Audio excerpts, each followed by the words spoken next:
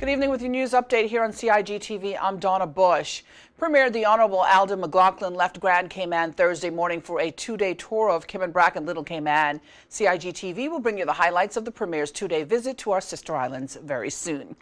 Meantime, the Petroleum Inspectorate made the final report of its fuel investigation conducted during the third and fourth quarter of last year public today, March the 6th. The document, which contains findings from the Inspectorate's self-initiated inspection of local fuel standards, is available at planning.gov.ky and the features section of gov.ky websites.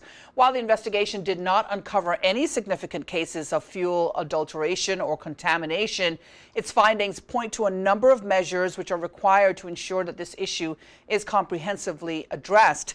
Now, the ministry is presently preparing to begin work on the recommendations contained in the report. For more information or queries in regards to the report, if you're interested, you can contact the Petroleum Inspectorate Department by calling them at 244-3457, or you can email them at petroleum.inspectorateusers@gov.ky.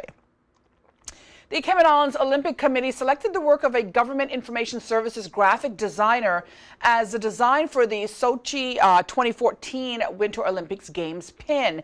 Charles Gilman was recently presented with a K-Fan t-shirt, 3 Sochi pins, and a personal thank you letter by members of the committee. Now, CIOC members say Cayman Islands team pins are always a hot commodity, and these were no different in Russia last month. 1,100 pins were traded by the Cayman Islands team while in Sochi, and 400 remained at the CIOC for purchase. These pins are available for $5 locally or US $10 for overseas fans, and they were sold out within 4 weeks of them becoming available. Imagine that. Well, Premier the Honorable Alden McLaughlin presented the Cayman Islands Crest to Mr. Peter Hayes, Director of the FCO's Overseas Territories, during his visit earlier to Grand Cayman this week. While here, Mr. Hayes was able to meet with Caymanians, residents, and those in the business community to see firsthand the improvements that have been made in the country since his last visit back in 2012. Well, yes, yesterday was Ash Wednesday, the Ash Wednesday holiday that many of you enjoyed. And what would the day be like without the annual agriculture show, which they say was bigger and better this year? Here are the highlights of the 47th annual agriculture show for those of you who didn't make it out.